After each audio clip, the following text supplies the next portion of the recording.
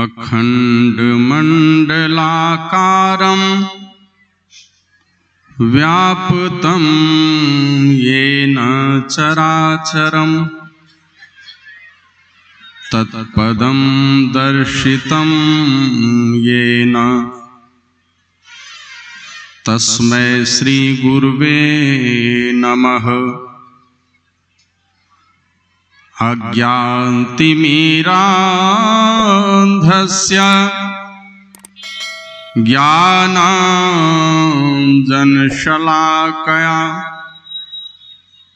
चक्षुरुन्मीलितं येन तस्मै श्री गुरुवे नमः। मंगलमूर्ति सद्गुरु मिलवे सर्वाधार, मंगलमय मंगल करनो बिनवा बारंबार। जयति जयति श्री सद्गुरु जोड़ी पाणी युगपद धरो, चूक से रक्षा कीजिए बार बार विनती करो। जय जय जय सद्गुरु सुखद ज्ञान संपूर्ण अंग सम, कृपा दृष्टि करे है रिय हरिय युक्ति बेढंग मम। श्री सद्गुरु महाराज की जय। सर्वत्र विराजमान परमात्मा स्वरूप विश्व वंदनीय 20वीं सदी के महान संत प्रातः स्मरणीय अनंत श्री विभूषित परम पूज्यपाद आराध्य देव मोक्षदाता सद्गुरु महर्षि में ही परमहंस जी महाराज के त्रैलोक पावन युगल चरण कमलों में मैं अनंत अनंत बार नमन निवेदित करता हूं।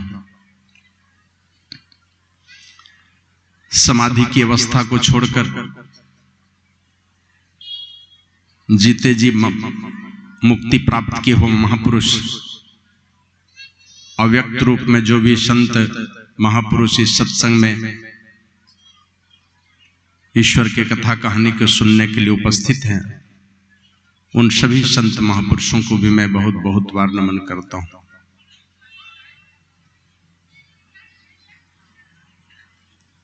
तीर्थों को भी पावन करने वाले इस चलते फिरते प्रयागराज में पधारे हुए तमाम साधु महात्माओं को नमन करता हूं, जिनके विषय में रामचरितमानस में लिखा है, साधु चरित शुभ सरिस कपासु। साधु का चरित्र किस प्रकार?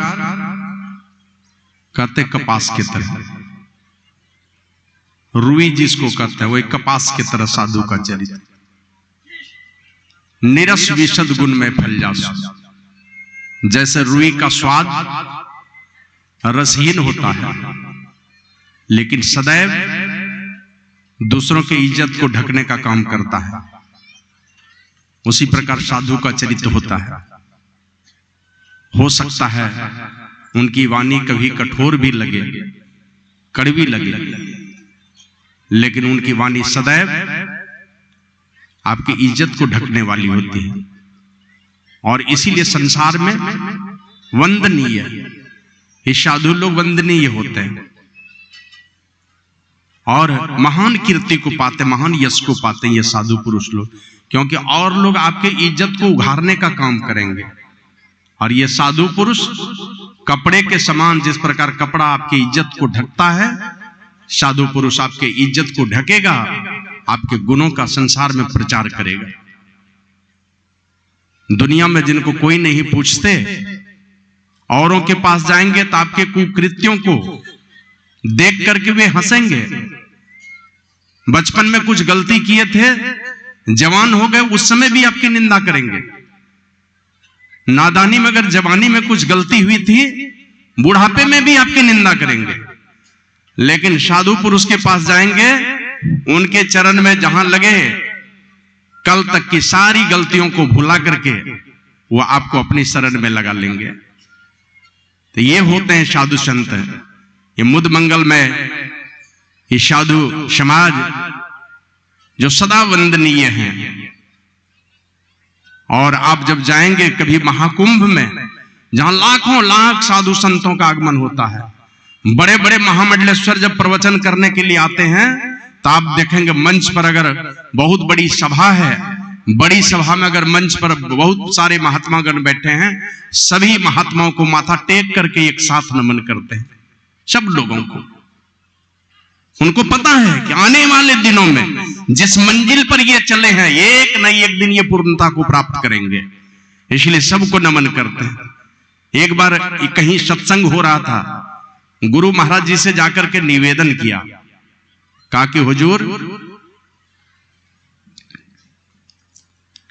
ये बाहरी कुछ साधु लोग आ गए हैं, गांजा भांग खाने पीने वाले कुछ साधु लोग, बहुत सारे साधु आ गए हैं।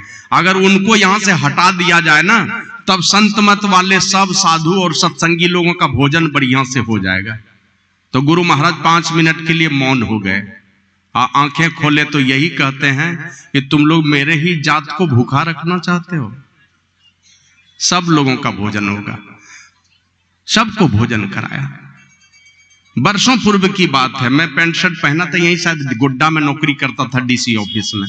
गया एक दिन मनियारपुर, तो बौसी में बस गाड़ी में चढ़ गया। 2 महात्मा जी शायद मंदार पहाड़ पर रहते थे, वो दोनों भी गाड़ी में बैठे थे अगली सीट पे।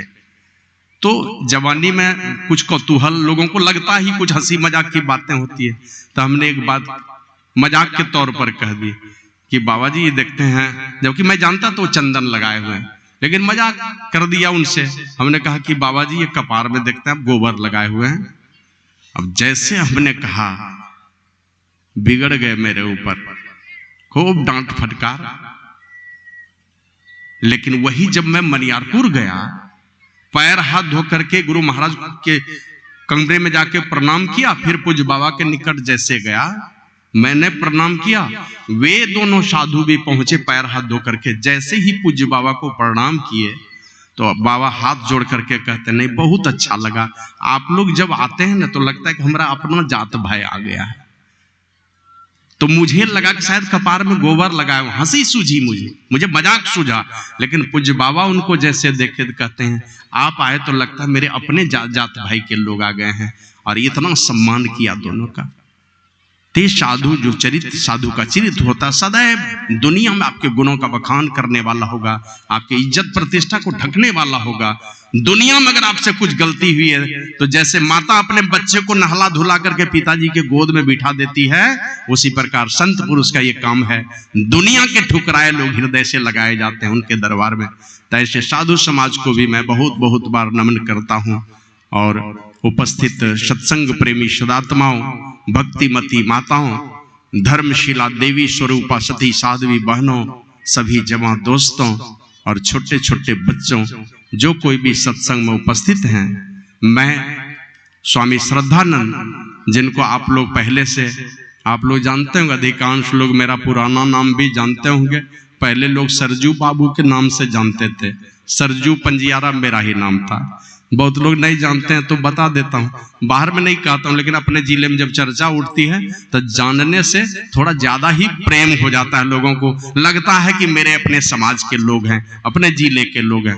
और बहुत लोग ऐसे हैं ना, वो पुराना नाम जब सुनते हैं, पुराना नाम सुनेंगे तो पुरानी बहुत सारी बातें उनको याद आने लगती है। तो इसलिए मैं सरजू प्रसाद पंजियारा और फिर स्वामी श्रद्धानंद बहुत बहुत बार सब लोगों को नमन करता हूं और सब लोगों से निवेदन करता हूं कि आप लोग गुरु महाराज की जय घोष जोरदार शब्दों में करने की कृपा करें।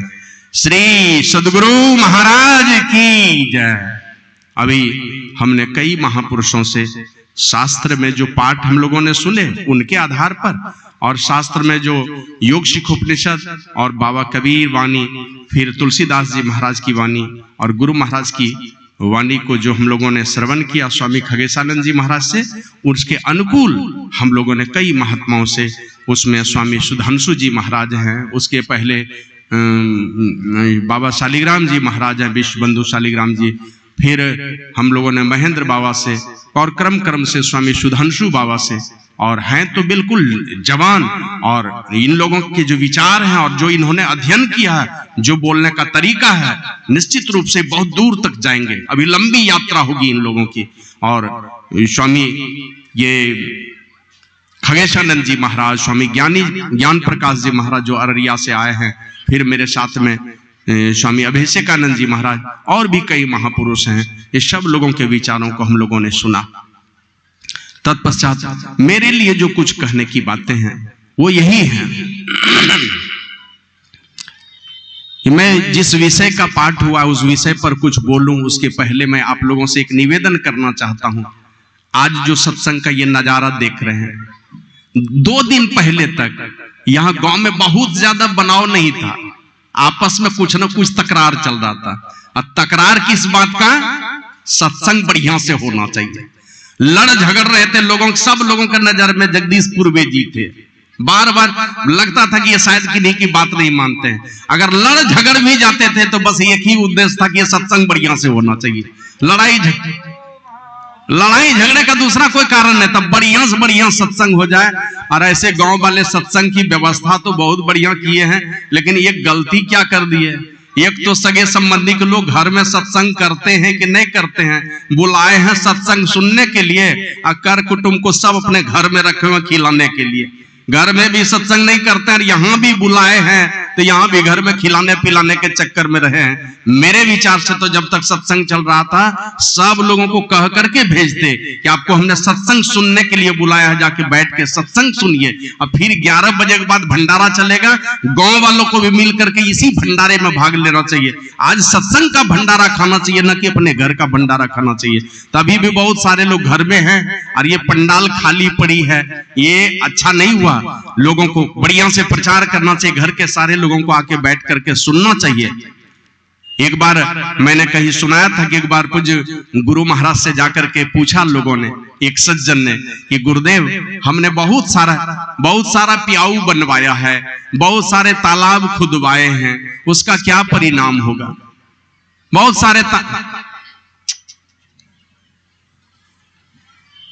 आप कौन, क्या नाम हुआ आपका? शुभ नाम क्या हुआ? श्री सद्गुरु महाराज की जय। क्या नाम? भवेश बाबू आपका?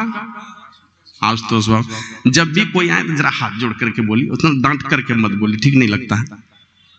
हम लोग कुंभ में जाते हैं ना, बड़े बड़े एसपी लोग आते हैं, महाराज देखो महाराज गुस्सा नहीं, इस तरह हाथ जोड़ करके सब महात्माओं से बातें करते हैं।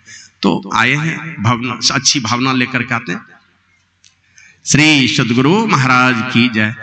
और माताओं बहनों से निवेदन है कि जब प्रवचन चल रहा हो तो दूर से ही प्रणाम कर लीजिए, क्योंकि आप लोग जानते हैं ना, ये सत्संग में जब जीवन मुक्त महापुरुष सारे संत लोग आते हैं तो इन संतों का दर्शन करने के लिए देवी देवता भी चले आते हैं, और वो कहां पर बैठे हैं पता नहीं रहता है हम लोगों को। आपका पैर किन के ऊपर पड़ जाएगा, कहां टकरा जाएगा किस देवी देवता से पता नहीं, इसलिए बीच में नहीं आना चाहिए, पीछे से बैठ करके सुनिए सब लोग। श्री सद्गुरु महाराज की जय। तो अब यही विस्मृति हो गई, जो प्रसंग था वो क्या बोल रहा था मैं भूल गया उस विषय में। तो मैं ये कहना चाह रहा था, कौन सा बात है? हाँ, बहुत सारे तालाब खुदवाए हैं, बहुत सारे प्याऊ बनवाए हैं, मतलब आदमी को भी पानी के लिए प्याऊ बनवाए हैं और जानवरों को भी पानी पीने के लिए, स्नान कराने के लिए हमने तालाब खुदवाए हैं। गुरुदेव इसका फल क्या मिलेगा हमको? तो गुरु महाराज कहते हैं ये बहुत बड़ा काम है, जल दान करना, पानी दान करना, ये बहुत बड़ा पुण्य का काम है, तुम बहुत भाग्यशाली हो, बहुत पुण्य होगा। कहा गुरुदेव क्या मिलेगा हमको? बोले मर करके तुम घड़ियाल बनोगे। पानी दान किए हो ना, पानी ही देगा भगवान, पानी में ही डूबे रहना, जीवन ही तुम्हारा पानी पानी होगा, उसी पानी में डूब करके तुम मौज करते रहना, यही परिणाम होगा। पूज्य बाबा के विषय में कल ही शायद सुने थे ना, वो एक सर्वदास जी महाराज के आश्रम में बाबा साहिब स्वामी जी महाराज गए, देखा एक भैंसा को काजू किशमिश खिला रहा है, कोई पांव दबा रहा है, कोई गंगा जल से नहला रहा है, कोई ठंडा तेल से मालिश कर रहा है।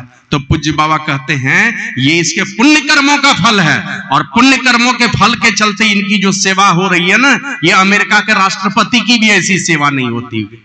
पुण्य कर्मों का फल है, लेकिन सत्संग का फल नहीं है, ये साधु संतों के सेवा का फल नहीं है। और कोई भी काम करेंगे बहुत सारे फल मिलेंगे, लेकिन ये सत्संग में जो भी सेवा देते हैं, तन से दें, मन से दें, धन से दें, जो भी सेवा कर लेंगे, ये सौभाग्य नहीं मिलने वाला।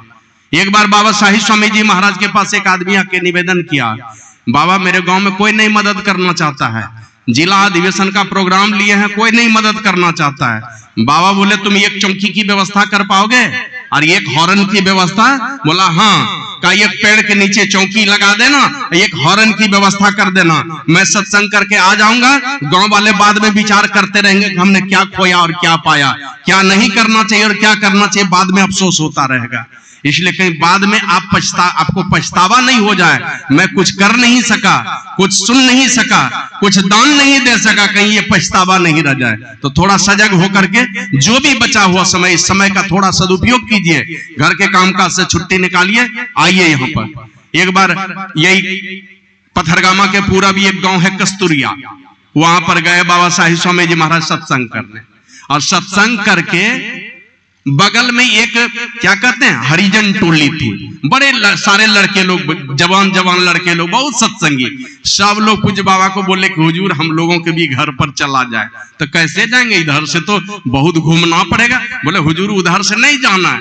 ये सारे लड़के क्या के कांधे पर उस बैलगाड़ी को ही टांग लिए, 10-15 लड़के मिल करके गाड़ी पर पूज्य साहिब स्वामी जी महाराज, पूज्य चतुरानंद बाबा, वेदानंद बाबा, तीनों बैठे हुए बैलगाड़ी पर, और सब लड़कों ने कंधे पर ही बैलगाड़ी को टांग करके 10-15 खेत टपा करके पार करके अपने गांव में लेके चले गए। तो सब लड़के का पीठ ठोक करके बाबा साहेब स्वामी जी महाराज कहते हैं जाओ, अब तुम लोगों को बैल योनि में नहीं जाना पड़ेगा, जो काम बैल योनि में जाकर के करना पड़ता इसी शरीर में कर लिया, अब तुम लोगों को बैल योनि में जाने से छुटकारा मिल गया। तो इसलिए बहुत सारे पुण्य के कर्म हैं, लेकिन ये सत्संग की जो बातें हैं, इससे बढ़कर के दुनिया में दूसरा कोई कर्म नहीं हो सकता। पुण्य कर्म रामचरितमानस में लिखा है, पुण्य एक जग मह नहीं दूजा, मन कर्म वचन विप्र पद पूजा। ब्रह्मज्ञानी महापुरुष की पूजा हो, दुनिया में सबसे बड़ा पुण्य कर्म है। इसलिए सज्जनों से निवेदन करता हूं, आइए और सुनिए और सुनेंगे। आप लोग जैसे महापुरुषों के सानिध्य में जाते हैं, उनकी बातों को सुनेंगे, मन में एक नया जोश पैदा होता है, नया जज्बा पैदा हो जाएगा, कुछ ना कुछ बढ़िया करने का संकल्प पैदा हो जाता है। क्योंकि उनकी जो दृष्टि रहती है ना, आपको सदैव पवित्र बनाने की वृत्ति रहती है। यही उज्जैन में महाकुंभ था 2016 ईस्वी में। दो पति पत्नी, कोई त्रिपाठी जी कानिकुब्ज ब्राह्मण थे, दोनों आ गए मेरे शिविर में। तो हमने पूछा कि भाई बगल में महर्षि महेश जोगी की शिविर है, बगल में साध्वी दीदी रीतंभरा का शिविर है, पायलट बाबा के शिविर है, असंग देव जी महाराज का शिविर है, ये खंडहर शिविर में कैसे चले आए? हम लोग तो बहुत गरीबी में लगाए थे, मात्र 8-9 लाख रुपये हम लोग खर्च किए थे उज्जैन में। उतने में ही 55 दिन, ये 45 दिनों तक कैंप लगा था। अब बड़ा बढ़िया भंडारा चला, सब भंडारे से गदगद हो गए लोग। तो हमने कहा इधर कैसे घुस गए? तो कहा कि महाराज पता नहीं, कोई लगता था कि जबरदस्ती ढकेल करके इस शिविर में हम लोगों को लेकर के चले आए। और वहां गए तो हमारे जैसे 45-50 जवान महात्मा लोगों को देखा, तो पूछते हैं ये आप लोग बैरागी हैं कि सन्यासी हैं? तो बोले यहाँ पर सब सन्यासी है। सन्यासी बना बिना बाल बच्चा वाला, और बैरागी बना बाल बच्चे वाले साधु। तो कहा कि आप लोग क्या है? तो बोले सब सन्यासी। वहां बैठे 1-2 घंटे तक बातें हुई, फिर हमने भंडारा खिलाया, और जब विदा होने लगे तो दोनों 100-100 रुपया दे दिए, प्रणाम करके 100-100 रुपया। तो हमने कहा भाई ये क्या है? बोला महाराज ये दक्षिणा है।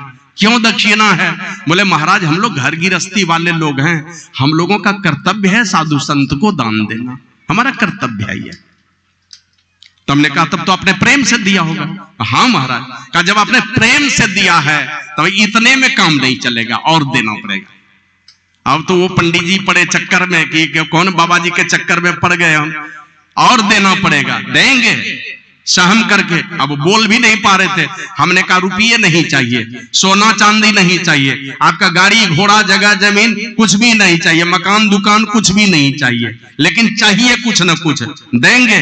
तो देख लिया कि रुपया पैसा नहीं चाहिए, सोना चांदी घर द्वार जगह जमीन कुछ भी नहीं चाहिए, इसके अलावे कुछ मांगना चाहते थे। इसके अलावे क्या मांगेंगे, और तो कोई चीज है नहीं, धन दौलत चाहिए नहीं इनको। बोला हाँ महाराज सच बोल रहे हैं। दोनों पति पत्नी कहते हाँ महाराज सच बोल रहे हैं।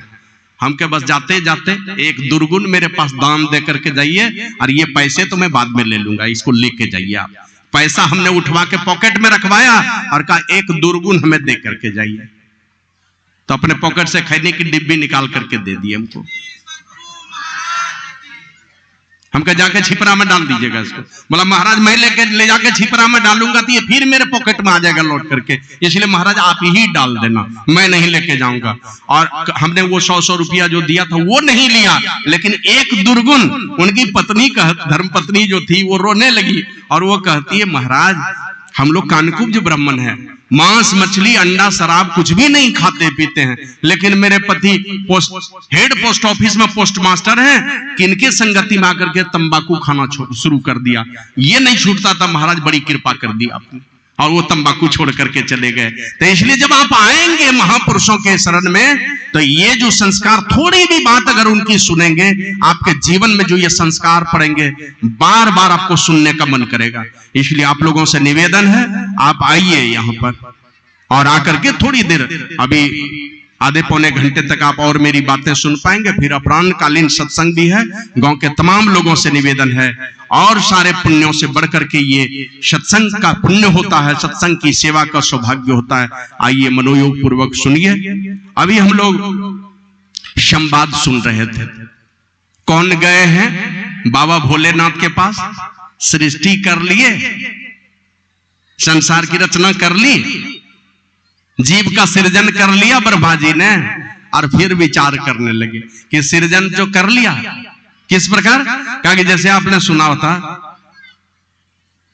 द्रोण पुत्र अश्वत्थामा और अर्जुन दोनों जानता था ब्रह्मास्त्र चलाने की विद्या। अश्वत्थामा ने क्या कहते हैं ब्रह्मास्त्र चला दिया। किस लिए? वो ब्रह्मास्त्र जो चलाया, कहा सारा ब्रह्मांड को जला करके समाप्त कर दूंगा। अब इधर से अर्जुन ने चलाया, दोनों ब्रह्मास्त्र जैसे ही टकराने वाला था, बीच में जाकर के महर्षि वेद व्यास खड़े हो जाते हैं बीच में। अब उन चलते जो है दोनों टकरा नहीं सकता आपस में, उनके शरीर को छिद्र क्या कहते हैं, उनके शरीर में प्रवेश नहीं कर पाता, दोनों टकराने वाला था। तो उन्होंने आदेश किया कि तुम इसको लौटाओ। अर्जुन को कहा तो ब्रह्मास्त्र को लौटा लिया, लौटाने की विद्या जानता था। और वो द्रोण पुत्र अश्वत्थामा ब्रह्मास्त्र चलाने की विद्या जानता था, लौटाने की विद्या नहीं जानता था। अब वो लौटा ही नहीं पा रहे थे, तो क्या किया, उसकी दिशा को मोड़ दिया। अब दिशा मोड़ा तो किधर कर दिया, माता उत्तरा के कोख में।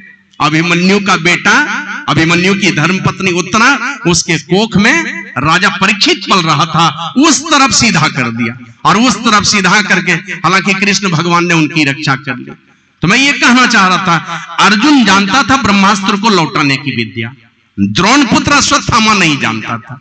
उसी प्रकार ब्रह्मा जी ने सृष्टि कर दी, और सृष्टि करके आके हम लोग पढ़ते हैं बाबा कबीर की वाणी में, गिरी पर्वत की माछली भव सागर में आया हो, कहे कबीर धर्मदास से जम बंसी लगाया हो। बंसी लगा करके यहाँ जीव को फंसा करके रखा है।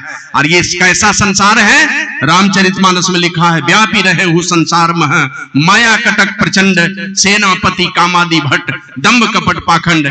माया की प्रचंड सेना इस संसार में फैली हुई है। और ऐसी भयानक सेना है, इसी भयानक सेना के अंदर जम बंसी लगा करके सारे जीवों को फंसा फंसा करके रखा है। अब ब्रह्मा जी ने पैदा किया है, चिंता होना तो स्वाभाविक है। आप 2-4 बच्चे के माता पिता हैं, तो अपने बच्चे की चिंता है आपके पास कि इसके दुख कैसे मिटेंगे। ब्रह्मा जी ने भी मानव का सृजन किया, तमाम जीवों का सृजन किया, और चिंता हो गई इन मानवों के कल्याण का रास्ता कहां से निकले। तो गए हैं शंकर भगवान के पास। बोले अखंड समाधि में रहने वाले, हजारों वर्षों तक समाधि में रहने वाले, इनसे ज्यादा जानकार कौन होंगे? उनके पास चले गए और जाकर के पूछते हैं कि भगवान आप बताएं जीवों का उद्धार कैसे हो, कौन ऐसी विधि है जिस विधि से जीव का उद्धार हो जाए। यही बात गुरु महाराज से प्रश्न किए थे पूज्यपाद स्वामी भगीरथ बाबा। वही बोले कि हुजूर ये परमात्मा का अंश है जीवात्मा। इस संसार में हम लोग जैसे भी हैं त्रय तापों से दग्ध हैं हम लोग। साधन करने की बातें आप बतलाते हैं कि परमात्मा की भक्ति करके परमात्मा को प्राप्त कर लो, नहीं प्राप्त करेंगे। नहीं करना है परमात्मा की भक्ति, हमें नहीं चाहिए परमात्मा, तो हम लोग कहां रहेंगे? बोले इसी संसार में। अंतिम में जब ये संसार क्या होगा का जिस प्रकार जादूगर अपनी जादूगरी दिखाने के लिए अपने झोले से सारा कपड़ा निकालता है ना, सब चीज औजार जितना है जादूगरी दिखलाने के बाद, और जब जादूगरी दिखाया हुआ हो जाता है तो सब सामान समेट करके चला जाता है। उसी प्रकार परमात्मा ने संसार को बनाया है, और ये संसार एक दिन ऐसा आएगा जिस दिन परमात्मा उसको समेट लेंगे। तो हम लोग कहां जाएंगे? बोले हम लोग फिर उसी परमात्मा में जाके समा जाएंगे। क्या तब तो एक दिन समा ही जाएंगे, भक्ति करके क्या होगा? एक न एक दिन संसार समाप्त होगा, परमात्मा अपनी जादूगरी समेट लेंगे, सारे संसार को समेट लेंगे, हम परमात्मा में मिल जाएंगे। तो भक्ति करके क्या होना, क्या करेंगे भक्ति करके? तो गुरु महाराज कहते हैं परमात्मा की भक्ति नहीं करेंगे, ये अरबों वर्षों की सृष्टि गुजर गई। 1 अरब 96 करोड़ कुछ वर्ष हुए हैं, ये लगभग 2 अरब वर्ष इस सृष्टि को हुए, और इसके आगे कितनी लंबी सृष्टि है कहा नहीं जा सकता। ये जब तक ये सृष्टि ये धराधाम रहेगी, तुम दुख और सुख का थपेड़ा खाते रहोगे, जलते रहोगे, मरते रहोगे, जन्मते रहोगे, और जन्मने के समय और मरने के समय कितना दुख है तो कहा नहीं जा सकता। और जब तक संसार में है, अब कल किसी हॉस्पिटल में जाकर के देखिए तो पता चलेगा, वहां पर किसी बूढ़े आदमी से जाकर के पूछिए बाबा आपको कुछ कष्ट भी है, जाकर के उनसे पूछिए तो पता चलेगा। कल तक बोली में टनक थी, एकदम सीना तान करके चलते थे, लेकिन आज उनके पास जाएंगे उनके दर्द को सुनने वाला नहीं है कोई। पुरुषार्थहीन हो जाता है। 60 बरस पार किया, धीरे धीरे धीरे धीरे शरीर कमजोर होने लगता है, सहारे की आवश्यकता पड़ने लगती है। ये दशा सबके जीवन में आना है। आपके व्याधि आएगी, बुढ़ापा आएगा, बीमारियां आएंगी, ये सारे चीज आपके जीवन में आएंगे। दैहिक दैविक भौतिक ताप तुम झेलते रहोगे इस संसार में, त्रय तापों से सदैव दग्ध होते रहोगे। और गुरु महाराज तो कहे हैं यह परदेशवा काल को भेसवा जोरे आवे दुख पाई। जो आया इस संसार में का, जैसे किसी किताब की दुकान में जाते हो, ग्रंथालय में जाओ और ग्रंथालय में जाकर के उसको कहो कि महाभारत दे दो तो निकाल के दे देगा, रामायण दे दो तो दे देगा। उसको कहो 5 किलो मिठाई दे दो, कहेगा भाई ये ग्रंथालय, यहाँ मिठाई कहाँ बिकती है? वो तो मिठाई के दुकान में चले जाओ, वहां मिठाइयां मिलेगी। ये तो ग्रंथालय है, कोई ग्रंथ मांगो। और मिठाई की दुकान में जाके कोई ग्रंथ मांगेंगे तो ग्रंथ नहीं मिलने वाला है। उसी प्रकार इस संसार में परमात्मा ने एक बोर्ड लगा करके रखा है, उस बोर्ड में लिखा है दुखालय। ये संसार दुखालय है। इस दुखालय में आकर के किसी ने सुख पाया है? आज तक कोई नहीं हुआ। अगर कोई हुए हैं जिन्होंने संतों की बातों को स्वीकार किया, अपने जीवन में उसको उतारा। एक बार याद है, कुछ लड़के लोग चले जा रहे थे, सामने में दृष्टि पड़ती है, एक बोर्ड पर लिखा था आगे रास्ता बंद है, बंद है रास्ता। अब ये लड़के लोग सोचते हैं कहां रास्ता बंद है, कहां रास्ता बंद है। बढ़ गए कार गाड़ी लेकर के, आगे जब गए 1-2 किलोमीटर तो देखते हैं 10-15 फीट खाई है सड़क में, गाड़ी पार ही नहीं होगी।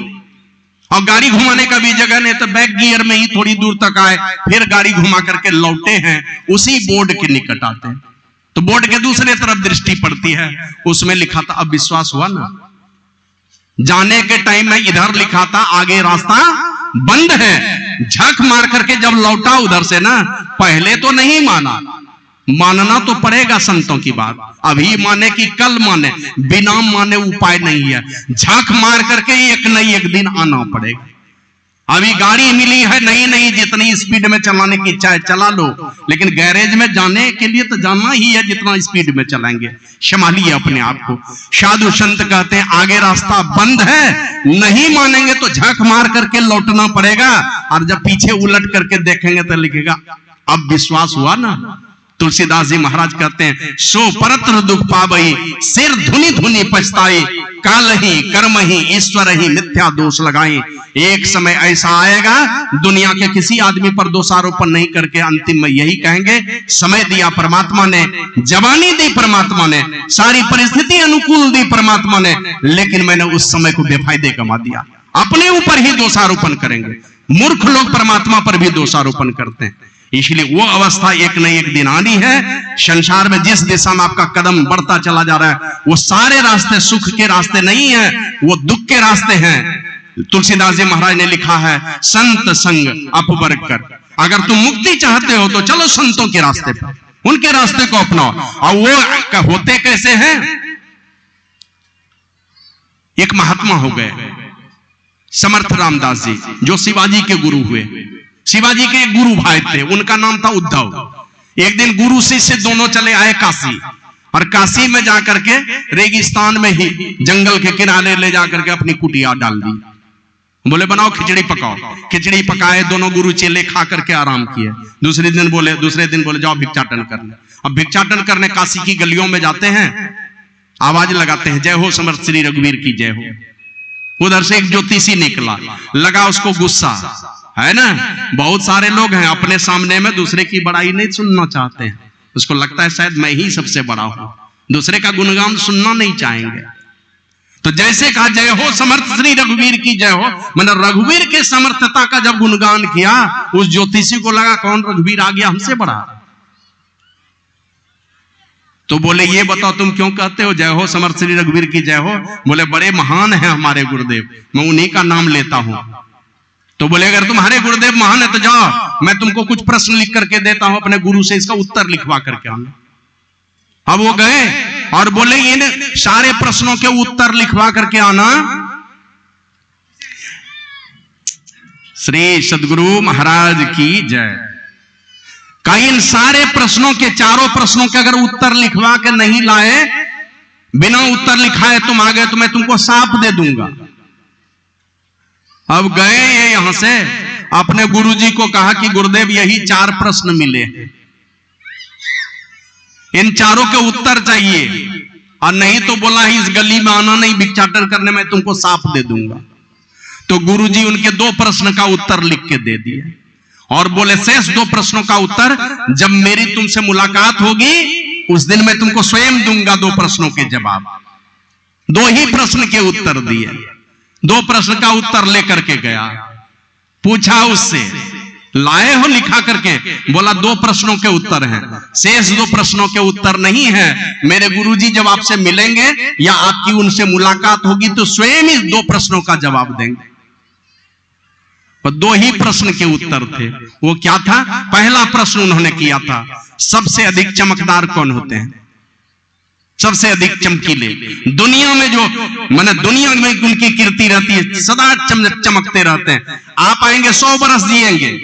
बहुत लोग बोलते हैं ना, खराब आदमी की आयु बहुत लंबी होती है, अच्छे लोगों की आयु बहुत कम होती है। अरे अच्छे लोग 25 बरस ही जिएंगे ना, हजारों लाखों बरस तक लोग उनको याद करते हैं। तो लंबी आयु उनकी होती है, और जो 100 बरस जिए, 100 बरस के बाद कोई नाम लेने वाला नहीं रह गया, किनकी आयु लंबी हुई। श्री सदगुरु महाराज की जय। अरे वहां क्यों नहीं रोकते हैं इन लोगों को? वहीं पर रुकिए, बीच में क्यों आती हैं सबको डिस्टर्ब करने के लिए?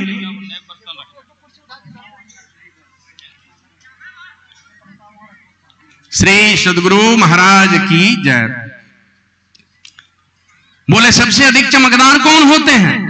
तो इन्होंने लिखा, बाहरी सत्संग करके बाहर की सारी गंदगी को धो देते हैं, और आंतरिक सत्संग करके अंतर के सारे कलमशों को धो डालते हैं। बाहर में शौच है, शुच्याचार है, सदाचार है, बाहर का है, लेकिन अंतर में काम, क्रोध, लोभ, ईर्ष्या, द्वेष का बाहर की गंदगी को बाहरी सत्संग करके, और आंतरिक ध्यान, जिसको आंतरिक सत्संग कहते हैं, ध्यान करके अंदर के कलमश को धो डालते हैं। इसलिए संत पुरुष ही सबसे ज्यादा चमकीले होते हैं, इससे ज्यादा चमकीले कोई नहीं। आप देखिए कोई साधु पुरुष काले कलूटे कोई भी आ गए, हम लोग जाते हैं कुंभ में, वहां एक महात्मा मिलते हैं, नाम है उनका स्वामी अड़गड़ानंद।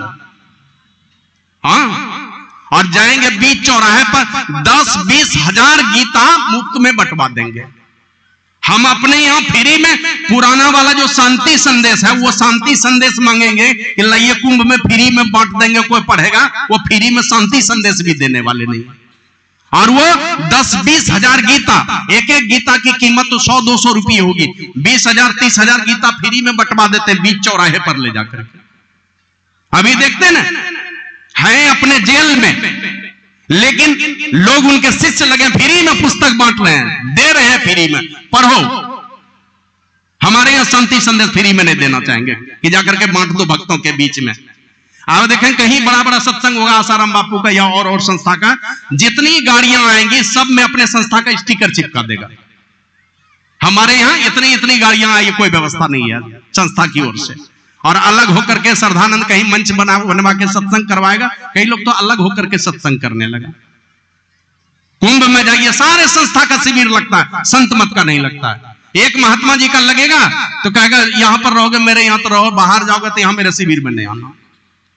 और हमने कहा जो आओगे रात में आओगे तो भी खिलाऊंगा, दिन में आओगे तो भी खिलाऊंगा, एक टाइम ध्यान करोगे तो भी रखूंगा, 5 टाइम ध्यान करोगे तो और ज्यादा आदर से रखूंगा, सबको रखूंगा। तो बाहर के सत्संग करके बाहरी कलमश को और आंतरिक सत्संग करके अंतर के कलमश को धो डालते हैं। इसलिए ये संत महात्मा ही सबसे अधिक चमकीले होते हैं। पहला प्रश्न का जवाब था। दूसरा प्रश्न था सूर्य को कौन ढक सकता है, सूर्य को कौन ढक सकता है। तो दूसरे प्रश्न का जवाब लिख करके भेजा था समर्थ रामदास जी ने कि पृथ्वी से 13 लाख गुना बड़ा है सूर्य, 13 लाख पृथ्वी समा जाएगी सूर्य में, इसलिए सूर्य को कोई नहीं ढक सकता। बादल भी ढकता है तो अंश मात्र के लिए, थोड़े समय के लिए, थोड़े भाग को ढक सकता है, पूरे सूर्य को नहीं ढक सकता। 2 प्रश्न के उत्तर लिख दिए और लिखे थे शेष 2 प्रश्नों का उत्तर मैं मेरी जब तुमसे मुलाकात होगी तब मैं तुमको जवाब दूंगा, स्वयं दूंगा। अब जैसे ये 2 प्रश्न का उत्तर लिखा के गए, उद्धव जी को साफ दे दिया उस ज्योतिषी ने कि सुबह होते होते सूर्योदय होते होते तू मर जाएगा।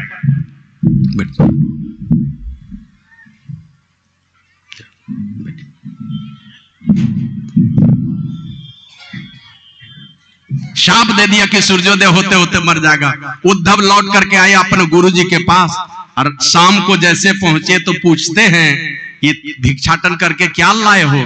कहा गुरुदेव कुछ नहीं लाया, कुछ भी राशन पानी किसी ने नहीं दिया, बदले में सांप दिया है मुझे कि तू सूर्योदय होते होते मर जाओगे। और हमने अगल बगल के लोगों से पूछा तो उन्होंने कहा कि सचमुच में इनकी बात लगती है, जिनको सांप दिया इनका सांप लगा ही है, इसलिए गुरुदेव मुझे बड़ी तो डर लग रहा है। बोले अरे सूर्योदय होने पर न मरोगे, अभी तो बहुत समय, अभी खिचड़ी पकाओ और मुझे खिलाओ।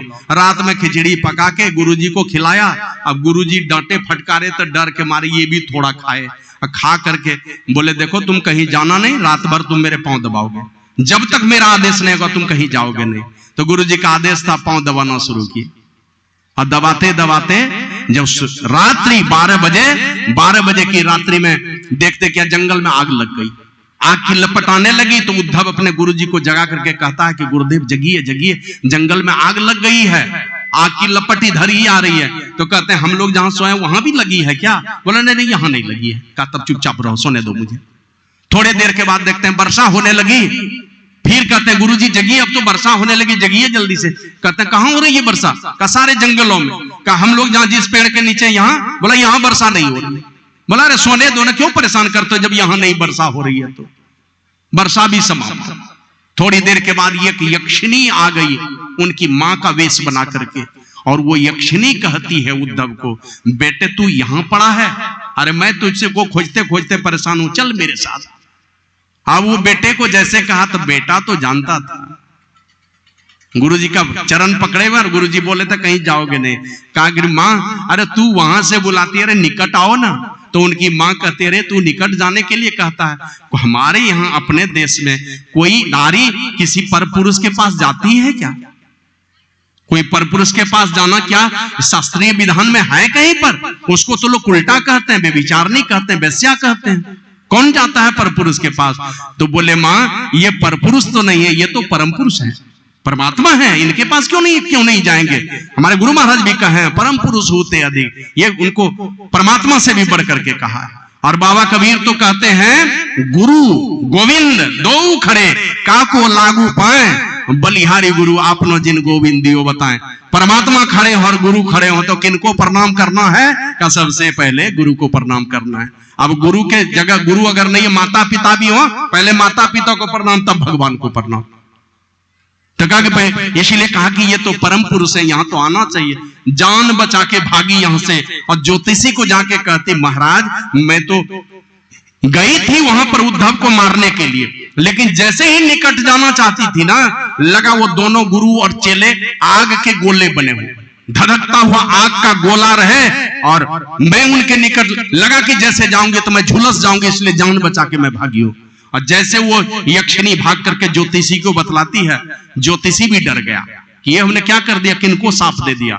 और सूर्योदय होने के बाद जब उद्धव जी चरण चांप रहे थे, समर्थ रामदास जी कहते हैं उद्धव सूर्योदय हो गया क्या? बोला हाँ गुरुदेव सूर्योदय हो गया। कहा जाओ भिक्षाटन करने के लिए। अब भिक्षाटन करने के लिए फिर भेज दिया। डरे डरे ये गया है क्योंकि ये जानता था सूर्योदय होने पर मरना ही मरना है। 1 घंटे से ज्यादा बीत चुके थे सूर्योदय हुए, और जैसे जाते हैं उसी गली में आवाज लगाते हैं जय हो समर्थ श्री रघुवीर की जय हो। वो ज्योतिषी दौड़े दौड़े आकर के उद्धव के चरणों में गिर गया। कहा मैंने मान लिया तुम्हारे गुरुदेव जरूर शक्तिशाली हैं, कोई देवता तो है उनके पास जो मेरे देवता से बड़ा है, इसलिए तुम्हारे गुरुदेव मुझे क्षमा करेंगे, ले चलोगे मुझे? बोला हाँ। बस संत पुरुष तो होते हैं मुर्दे के समान, माला पहना दो तो भी गदगद नहीं, उस पर थूक खकार फेंक दो तो भी नाराजगी नहीं। बस वो होते हैं संत पुरुष, और सदैव मान बड़ाई से बचे हुए रहते हैं। बाबा कबीर की वाणी में है जब ते आई मान बड़ाई समझो किस्मत फूटी, और स्वामी स्वामी होबन लागी लगन राम से टूटी। जय जयकार होगा तो अभिमान बढ़ेगा। अभी सुने ना मेरे बड़ाई में बहुत सारी बातें हुई। अरे गुरु महाराज की कीर्ति, गुरु महाराज का प्रचार अगर छत्तीसगढ़ में हो जाएगा, मध्य प्रदेश में हो जाएगा, उनकी कीर्ति को अगर हम लोग फैला सकेंगे तो टेढ़ा कुबड़ा कुछ भी नाम लेकर के जाएंगे, अगर जान जाएगा ये मेही दास के चेला है तो खाना पीना दक्षिणा सब देने के लिए तैयार हो जाएगा। हमारे गुरु की कीर्ति फैलनी चाहिए। हमारी कीर्ति फैले कि नहीं फैले, हमारे गुरु की कीर्ति फैलेगी अगर जान जाएगा कि संत मत वाला सत्संगी लोग हैं और गुरु महाराज के विषय में जानेगा तो आपका भी सम्मान करने के लिए तैयार होगा। इसलिए आप बड़े बड़े तीर्थों में जाएंगे, अगर जान जाएंगे कोई बड़े महात्मा की संत मत वाले हैं तो वो कहेंगे और मेरे शिविर में रहना, मेरे शिविर में, क्योंकि उनको पता है ये कि दारू ताड़ी खैनी बीड़ी खाने वाले ये लोग नहीं है, सात्विक जीवन है इनका। इसलिए और साधु को एक दिन मैं ऋषिकेश में टोटो गाड़ी से जा रहा था, बहुत साल हो गए, जैसे जा रहा था एक महात्मा जी हमको देखे, महाराज आप संत मत वाले हैं क्या? हम क्या आप कैसे जाने, कहीं तो लिखा हुआ नहीं है। महाराज आपका चेहरा देखने से लगता है कि आप संत मत वाले हैं। अब संत मत वाले इसलिए हमारे प्रति प्रेम भाव है, तो वही ये हमेशा इन चीजों से बचाना चाहिए, अपने गुरु की कीर्ति का विस्तार होना चाहिए। तो वही उद्धव जी कहते हैं उस ज्योतिषी को, हाँ मेरे गुरुदेव बड़े ही दयालु हैं, वो क्षमा कर देंगे। लेके आया ज्योतिषी को, जैसे ज्योतिषी जाकर के समर्थ रामदास जी महाराज को प्रणाम करता है, तब समर्थ रामदास जी कहते हैं ज्योतिषी मैंने कहा था ना 2 प्रश्नों का उत्तर मुझसे जब तुम्हारी मुलाकात होगी तब तुमको दूंगा, अब सुनो 2 प्रश्नों का उत्तर। 2 प्रश्न का तो उत्तर हमने दिया था, तीसरा प्रश्न था तुम्हारा ब्रह्मा की लकीर को कौन मिटा सकता है, यही लिखा था, ये काल की बेड़ी को कौन काट सकता है, तुम बताओ। यक्षिणी को किस लिए भेजा था? कहा उद्धव को मारने के लिए। मार दिया तुम्हारे यक्षिणी ने उद्धव को? बोला नहीं अभी तो जिंदा है। अब तुमको पता चला ना कि काल की बेड़ी को कौन काट सकता है? संत पुरुष काट सकते हैं काल की बेड़ी को। और चौथा प्रश्न था तुम्हारा ब्रह्मा के रेख को कौन मिटा सकता है? का इस उद्धव की हस्तरेखा और ललाट की रेखा देख करके बतलाओ इसकी ये कब मरने वाला था? बोला सुबह ही 6 बजे। अभी कितने बज रहे हैं? बोले अभी तो 8 बज रहे हैं। उद्धव जिंदा है कि मरा है? बोला ये तो जिंदा है। का अब पता चला ब्रह्मा के रेख को कौन मिटा सकता है? बोला संत पुरुष ब्रह्मा के रेख को भी मिटा सकते हैं। जो ना करे लकीर और सो करे फकीर। बाबा कबीर कहते हैं 3 लोक 9 खंड में गुरु ते बड़ा न कोई, करता करे ना करी सके गुरु करे सो होए। महापुरुष जो करेंगे जो चाहेंगे वैसा हो जाता है। इसलिए ब्रह्मा जी गए शंकर भगवान के पास और जाकर के देवाधिदेव महादेव जोगी राज से जाकर के पूछते हैं मैं क्या करूं, क्या करूं जीव का कल्याण हो? तो कहा कि जिस चीज के चलते जीव दुखी है, दुख का कारण क्या है उस कारण का पता लगाओ। जो कारण है जिस कारण के चलते दुखी है उस कारण का तुम निवारण कर लो। क्यों दुखी है जीव? तभी सुने ना, जीव जब ते हरिते बिलगंजो, जब से ये जीवात्मा परमात्मा से विलग हो गई। अब विलग होकर के क्या हुआ? बाबा साहिब स्वामी जी महाराज कहते हैं, जीव पर 3 पर्दा है छाया, उसको साधन से जो न हटाया, 3 पर्दों के अंदर आ गया। शब्द मंडल, प्रकाश मंडल, शब्द मंडल के अंदर में ये जीवात्मा जब से चली आई, तब ते देह गेह नहीं जानियो। उसी समय से इसी देह को, इसी मनुष्य शरीर को, माने जिस जीव को जो शरीर मिला उसी को अपना घर मान लिया। गेह मन घर होता है। तब ते देह गेह दे जानियो और माया बस स्वरूप बिसरायो। माया के वशीभूत होकर के ये सिंह का बच्चा इस संसार में आकर के गीदड़ बकरी का बच्चा बन गया। इंद्रियों के घाटों में फंस गया ये आकर के, और यहां आकर के अपने स्वरूप को भूल गया।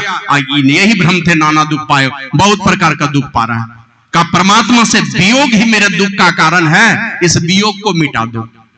जिधर से वियोग हुआ उल्टे चलो। हमारे गुरु महाराज कहते हैं, खोजो पंथी पंथ तेरे घट भीतरे, तू अरु तेरो पीव भी घटी अंतरे, तू उतरी परियो तम माही पीव निशब्द में, और यही ते परी गयो दूर चलो निशब्द में। परमात्मा निशब्द दशा में है और तुम अंधकार मंडल में आ गए। तू उतरी परियोत्तम माही, अंधकार मंडल में उतर करके आ गए। इसलिए कहते हैं, यही ते परी गयो दूर चलो निशब्द में। चलो उल्टो यहां से। बाबा कबीर उलटने की कला बतलाते हैं। कहते हैं, उलटी पाछी लो पैड़ो पकड़ो, समेटिए उलटिए। जिस दिशा से उतर करके आए ना, जैसे मकड़ा को देखते हैं अपना ही धागा से के सहारे नीचे उतर जाता है। अब वो रोआ वाला कीड़ा देखे ना, सहजन के गाछ पर जो रहता है, कौन पिल्लू कहते हैं हम लोग, देहाती भाषा में भौवा पिल्लू कहते हैं, है ना, रोआ वाला पिल्लू को हम लोगों ने देखा है। हमारे यहाँ छतनी का गाछ है, छतनी के गाछ के नीचे खड़े हैं, हमारे माथे से कम 15 फीट ऊपर में डाली है, और वो डाली से भौवा पिल्लू को हमने देखा, वो कहां से निशाना लगाया कि मैं खड़ा था 10-15 मिनट से, वो भौवा पिल्लू वहां से उतरते उतरते उतरते मेरे माथा के निकट आ गया। अब मैं जब वहां से हट गया, अब वो लटक रहा है बीच में, लेकिन बाद में देखा धीरे धीरे धीरे धीरे उसी धागे के सहारे नीचे धरती पर आ गया वो। तो जिस प्रकार ऊपर से उतर करके आए हो, निशब्द दशा में थे तो वहां से शब्द मंडल में आ गए, शब्द मंडल से प्रकाश मंडल में आ गए, वहां से अंधकार मंडल में आए हो। बाबा कबीर कहते हैं, उलटी पाछी लो पैड़ो पकड़ो, उसी सीढ़ी को पकड़ लो, जिस सीढ़ी से उतरे हो उसी सीढ़ी को पकड़ लो, पकड़ करके उसी दिशा में चलो। उलटी पाछी लो पैड़ो पकड़ो, पसरा मना बटोर, कहे कबीर सुनो भाई साधो तब पहियो निज ठौर। अपना ठौर ठिकाना लगेगा कि हम ये शरीर और शरीर के साथ में जितनी इंद्रियां हैं, ये इंद्रियों के गुलाम नहीं, हम तो शेर रूपी परमात्मा के संतान हैं, अपना ठौर मिलेगा। लेकिन इसके लिए कहते हैं, सत्य पुरुष एक बसे पश्चिम दिशी तासो करो निहोर, आवे दर्द राह तो हिलावे तब पहियो निजोर। का वो सत्य पुरुष संत पुरुष को कहते हैं। इनका निवास कहां पर होता है, किस जगह होता है? ये होते हैं प्रकाश मंडल में, अंधकार मंडल से अपने आप को उठाए हुए होते हैं। कहते हैं, ऐसे पुरुष से जाकर के निहोरा करो, विनती करो, आरजू करो, इनको दया आ जाएगी। अरे हम लोग जाएंगे ऑफिस में, कोई सर्विस में किसी तरह की परेशानी रहती है, हम चाहते हैं वो परेशानी दूर हो जाए, और वो परेशानी दूर कराने के लिए कहते हैं हमारा प्रमोशन हो जाए। कहीं कोई आरोप लगा है, 1-2 इंक्रीमेंट कटा है, ये 1-2 दिन का वेतन भी रुका हुआ है, हम लोग चाहते हैं प्रमोशन हो जाए। और डीसी है हम लोगों को बहाल करने वाला, हम चले जाएंगे कहीं दूसरे प्रखंड कृषि पदाधिकारी के पास जाकर के, हमरा ये जो इंक्रीमेंट कटा है ये सुधार दीजिए, हमरा प्रमोशन दे दीजिए। अरे उनको प्रमोशन देने का अधिकार है? नहीं अधिकार। कितना हूं रोएंगे गिड़गिड़ाएंगे, तो हम लोग देवी देवता के पास जाकर के गिड़गिड़ाते हैं कि हमारा उद्धार कर दो किसी तरह से। अरे मैं तो यही कहता हूं, जिस नाव से होकर के तुम नदी के पार जाना चाहते हो, उस नाविक से पूछो तुम पार कर दोगे? बोला हाँ कर दूंगा। का कर दोगे तो पहले तुम अपनी नैया पार लगा के दिखाओ, तो इस पार से उस पार पहले देखता हूं तुम खेवने के लिए जानते हो कि नहीं। और वो नाव तो है किनारे में, अब बीच धारा में जाकर के वो नाव डूब गई। अब सोचिए कि आप बैठते तो क्या होता, आप भी डूबेंगे, क्योंकि वजन बढ़ेगा तो आप डूबेंगे।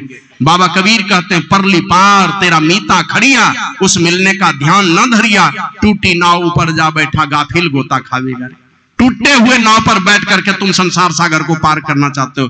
देवी देवता का सम्मान करो, ये तो बढ़िया बात है, अनादर नहीं करना है। माथा टेकने की भी नौबत आए तो माथा भी टेकेंगे, जैसे घर में देखते हैं ना, घर की जो बहू होती है वो अपने सास को भी मानती है, ससुर को भी मानती है। अगर देवर है तो उनके प्रति भी प्रेम भाव रहता है। ननद है, जेठानी है, देवरानी है या उनके बच्चे, सबको आदर देती है। लेकिन घर में पति के साथ जो रिश्ता है, वो रिश्ता, वो प्यार किसी और के साथ नहीं बांट सकती। तो सबके साथ प्रेम करना है, सबको आदर देना है। देवी देवता कभी अपमान करने वाला भाव कभी नहीं लाना। वे भी हम लोगों के बीच से ही बढ़िया पुण्य का काम किए हैं तो देवलोक में चले गए, उनका भी अपमान नहीं करना। लेकिन भक्ति किनकी करनी है, यही विचारना है। भक्ति करनी एकमात्र परमात्मा की। और इसकी युक्ति बताएंगे कौन? तो गुरु महाराज कहते हैं, बिन दया संतन की मैं ही जानना इस राह को, हुआ नहीं, होता नहीं और होनहारा है नहीं। माने भूतकाल में भी नहीं हुआ, वर्तमान में भी किसी का नहीं हुआ, भविष्य में, जब भूत में और वर्तमान में नहीं हुआ तो भविष्य में कहां से आएगा? किसी का नंबर आया होता का? आज तक किसी का नंबर नहीं आया।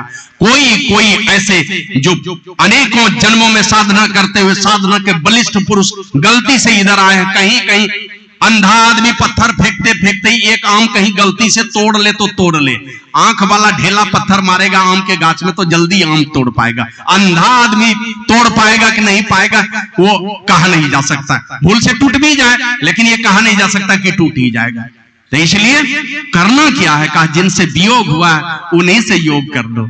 और इसी को यही सवाल किया था भगवान बुद्ध से कि भगवान कौन जाता है, किनके जीवन के सारे दुख मिटते हैं, कौन मुक्ति पाता है, कौन निर्वाण पद को प्राप्त करता है? तो भगवान बुद्ध ने कहा ज्ञान बिना ध्यान नहीं, पता ही नहीं है, ज्ञान नहीं है, किनका ध्यान करेंगे, किस तरह से ध्यान करेंगे, ज्ञान होना चाहिए। और ध्यान बिना ज्ञान नहीं, जब तक ध्यान नहीं करेंगे, योग नहीं करेंगे, तब तक परमात्मा का असली ज्ञान नहीं होने वाला है। तो ज्ञान बिना ध्यान नहीं, ध्यान बिना ज्ञान नहीं। जो ज्ञान और ध्यान, सत्संग और ध्यान, योग और ज्ञान दोनों रखता है, जो ज्ञान और ध्यान दोनों रखता है वह निर्वाण के समीप है, वही निर्वाण पद को पाएगा। इसलिए ए भिक्षुओं, केवल ज्ञान की परवाह में मत रहो, योग भी करो। ए भिक्षुओं, ध्यान कर और सावधान रह, अपने चित्त को खुशी की ओर ना ले जा। संसार के जिन चीजों को प्राप्त करके तुम खुश हो रहे हो ना, ये तुम्हारे सुख का कारण नहीं हो सकता, मुक्ति का कारण। ये तो सदैव तुमको दलदल में ही फंसाएगा। संसार के जिन विषयों के चक्कर में आप हम पड़े हैं वो आपको संसार के दलदल में ही पहुंचाने वाला है। यहां से निकलो। इसके लिए हमारे गुरु महाराज ने कहा, सभी इंद्रियन को भोग गुरु कहते हैं रोग, करा देते वियोग भजो साध गुरुए। और 12 मासा को पढ़ेंगे तो उसमें लिखा है गुरु महाराज ने, अगहन दाहन प्रकृति भोगन गहन को जो धावही, हारी आवही क्लेश पावही, कबहू नहीं तृप्त आवही। आज तक कोई तृप्त नहीं हुआ है इन विषयों के चिंतन से। और विषय का भोग करते करते करते करते आप बूढ़े हो जाएंगे, इंद्रियां शिथिल हो जाएंगी, लेकिन उन इंद्रियों के वासना की शक्ति कभी घटने वाली नहीं। कब घटेगी? का निर्विषय तत्व परमात्मा की ओर चलिए, विषयों से हटाइए, निर्विषय तत्व परमात्मा की ओर चलिए। माने इन विषयों से हटाने के लिए निर्विषय तत्व परमात्मा का ध्यान करना पड़ेगा। तो जो ध्यान के समीप है वह निर्वाण के समीप है, जो ध्यान करेगा। और इसीलिए गुरु महाराज कहते हैं, लिखे हैं 12 मासा में, भोगन सकल प्रत्यक्ष रोगन जानी के हटते रहो, गुरु टहल सत्संग सेवन में सदा डरते रहो। ये विषयों के भोग सकल रोग हैं, इनसे सदैव अपने को बचा बचा करके। भगवान श्री राम ने कहा था माता शबरी को, छठ दम शील विरति बहु कर्मा, निरत निरंतर सज्जन धर्मा। सज्जनों के धर्म में रखो अपने आप को, माने 5 पापों से बचा के रखो और दमशीलता का साधन करो। ये छठी भक्ति। दमशीलता माने इंद्रिय निग्रह का साधन करो। इंद्रिय निग्रह का साधन माने हमारे ये 14 इंद्रिय जिस दिशा में जाना चाहिए, जो चीज को ग्रहण करना चाहे, ये सदैव आपको दुख में ले जाएगा। बचाइए इनसे। इसलिए दूसरे देशों में क्या कहेंगे, ये पति पत्नी का सुख ही दुनिया का सबसे बड़ा सुख है। माने विषयों का सुख लो, यही सबसे बड़ा सुख। हमारे यहाँ क्या है, संसार की संभाल करते करते करते उस परमात्मा के चिंतन में जीवन बिता दो, और अंतिम ये संसार छूट करके सर्वस्व परमात्मा के चरणों में समर्पित हो जाए। माने विषयों का त्याग, संसार के सारे सुखों का त्याग करके उस परमात्मा के सुख का, परमात्मा के सुख का याचक बन करके उस रास्ते पर चलना, इसमें सबसे बड़ा सुख है। इसलिए बड़े बड़े हमारे यहाँ महापुरुष हुए, घर बार सब कुछ छोड़ करके पहले संसार सजाया, और धीरे धीरे जब देख लिया कि संसार सजने लगा, बाल बच्चे योग्य हो गए, धीरे धीरे मैंने उतनी उम्र में अपने आप को सचेत करके वो परमात्मा के चिंतन में लग जाते हैं, परमात्मा के ध्यान में लग जाते हैं। तो इसलिए योग भी चाहिए और ज्ञान भी चाहिए, ये सत्संग भी चाहिए। लेकिन ये सत्संग सुन करके हमारे गुरु महाराज के समय की एक घटना है। ये नाथनगर वाले एक बाबा है ना, स्वामी ज्ञानानंद जी महाराज, कोई छोटे लाल बाबा के नाम से जानते हैं। एक बार गए कुप्पा घाट, जैसे इधर से प्रवेश किए हैं तो बरामदे को ही ऐसे प्रणाम किए, हाथ रख करके माथा टेका, प्रणाम किया। गुरु महाराज थे अपने कमरे में, योग निद्रा में है, अंदर से आवाज आती है, कौन? तो यहीं से प्रणाम करते हुए कहते हैं, जी हुजूर हम छोटे लाल। तो जैसे बोले छोटे लाल, कहते कहते निकट चले गए। गुरु महाराज पूछते हैं कि आप राम दल में रहना चाहते हैं कि रावण दल में रहना चाहते हैं कि आप गुरु दल में रहना चाहते हैं? अब ऐसा विकट सवाल था, और ये भी नहीं कि बहुत अनुभव ज्ञान वाले थे, अभी तो जवान थे, नई जवानी थी। और ये क्या कहते हैं, झट से कहते हैं, उनको लगा कि परमात्मा अगर रूठे तो गुरु मना लेते हैं, अब गुरु रूठ जाए तब तो कोई नहीं बचाएगा।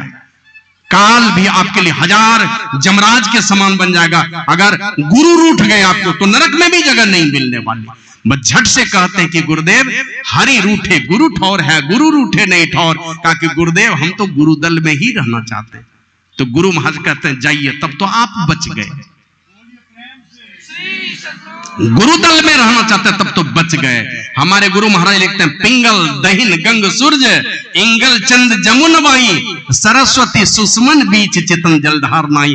कहा हम तो सरस्वती की धारा में डुबकी लगाना चाहते हैं, क्योंकि ये गंगा ये तो गर्म धारा है, यमुना जो है ये ठंडी धारा है, बीच वाली जो धारा है ये सुषुम्ना की धारा, सरस्वती की धारा, यानी तीनों नदियों का जहां पर संगम है, हम तो उसमें डुबकी लगा करके मन सात्विकता वाले भाव में रहना चाहते हैं। राम दल में रहेंगे, विचार तो शुद्ध होगा लेकिन विचार होगा चंचल, विचार शुद्ध लेकिन विचार चंचल। रावण दल में रहेंगे, विचार हमेशा उल्टा पुल्टा, रावण दल में उल्टे पुल्टे विचार, राम दल में विचार तो सीधे लेकिन विचारों में स्थिरता नहीं, चंचलता रहेगी। इसीलिए लोग सात्विक धारा में जाते हैं, वो है गुरु की धारा, जो उसमें जाते हैं उल्टे पुल्टे विचार नहीं होते हैं, विचार सदैव सीधे होते हैं और विचारों में स्थिरता होती है, चंचलता नहीं होती है। और जहां विचारों में स्थिरता आ गई, हमारे गुरु महाराज लिखते हैं, गंग जमुन सरस्वती संगम पर संध्या करू नित भाई, दृष्टि युगल कर अंगुल द्वादश पर दृढ़ थिर धरु ठहराई, प्राण स्पंद बंद हुई जाई मनहु तदे चंचलाई। मन चंचलता का परित्याग कर देगा, मन निश्चलता को प्राप्त करेगा।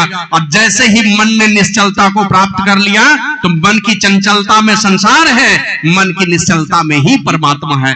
निश्चल मन ही परमात्मा के महल में प्रवेश करता है। लेकिन इसके लिए हमारे गुरु महाराज कहते हैं, इसके लिए तुमको एक सावधानी की आवश्यकता है कि तुम परमात्मा के महल में प्रवेश कर सको, अंतर जगत में अंतर गगन में तुम्हारी चढ़ाई हो जाए।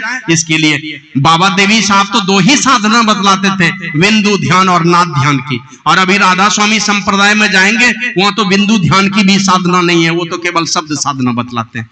लेकिन हमारे गुरु महाराज ने कहा, जैसे छोटे बच्चे को पढ़ाने के लिए टीचर पहले क्या करते थे, अ लिख देते थे, कहते थे इस पर हाथ घुमाओ।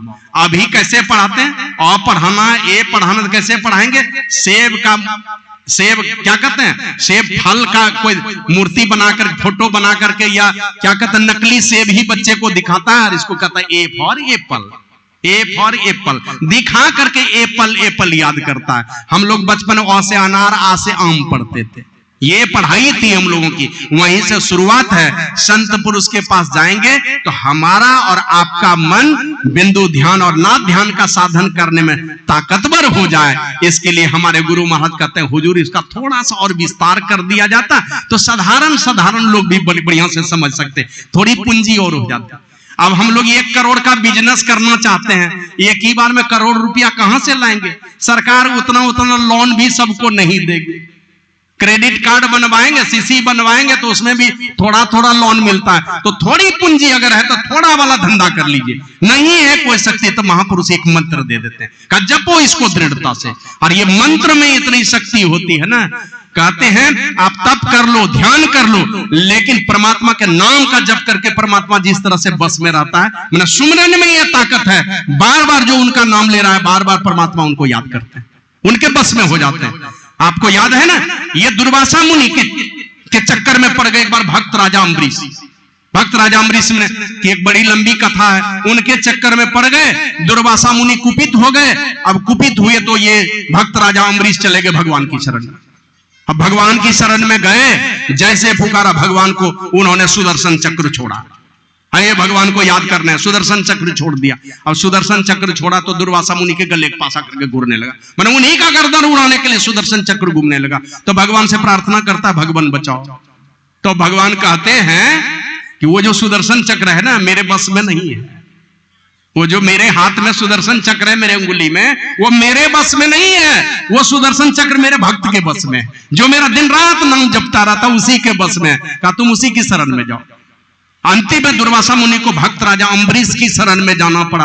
अब वहां जाकर के कहता हूं उन्हीं से तुम क्षमा याचना करो, वो कहेगा तब मेरा सुदर्शन चक्र लौटेगा।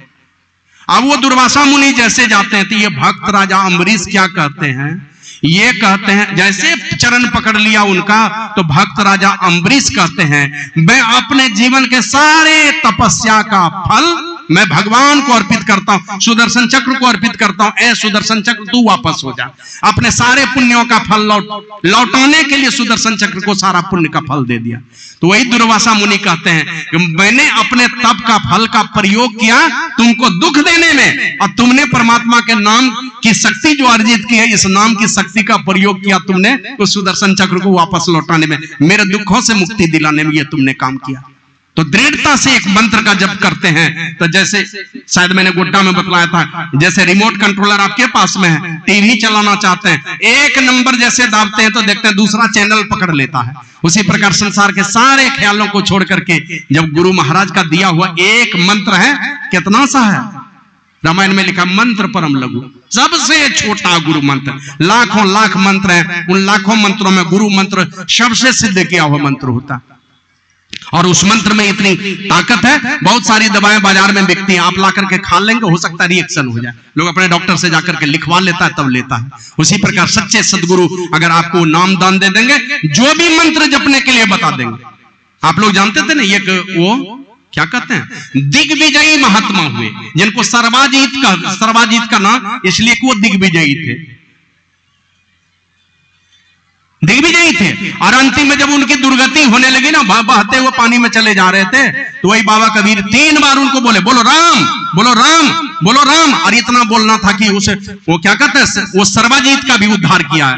बोला वही राम था जो तुम जपते थे, और वो इस नाम में इतनी ताकत है कि ये नाम तुम्हारा उद्धार करने में सामर्थ्यवान है। और तुम्हारे पास जो इतना इतना ग्रंथ है, इन सारे ग्रंथों का जो बोझा तुम अपने मन पर लादे हुए हो, कहा कि ये नाम जप अगर तुम गुरु के द्वारा बताए गए मंत्र को अगर तुम जपते हो, सारा वेद और वेदांत को समझो तुमने कंठस्थ कर लिया है अगर तुम वो मंत्र का जप करते हो। और बहुत सारा वेद वेदांत का ज्ञान है, लेकिन वो मंत्र तुम्हारे पास नहीं, उस मंत्र को तुम अगर नहीं जपते हो तो समझो तुमने कोई ग्रंथ नहीं पढ़ा। मन दृढ़ता के साथ, इसीलिए गुरु महाराज कहते हैं अति पावन गुरु मंत्र मन ही मन जाप जपो, बहुत पवित्र कर देगा आपको। आपके अंदर में वो योग्यता और क्षमता आएगी। मैं तो कई जगह पर कहा ये योग्यता आपके अंदर में आएगी अगर दृढ़ता से उस गुरु मंत्र को आपने सिद्ध कर लिया, तो जो बोलेंगे आपकी वाणी ही सिद्ध हो जाएगी, जो कहेंगे वही मंत्र हो जाएगा, जो कहेंगे वही आशीर्वाद बन जाएगा।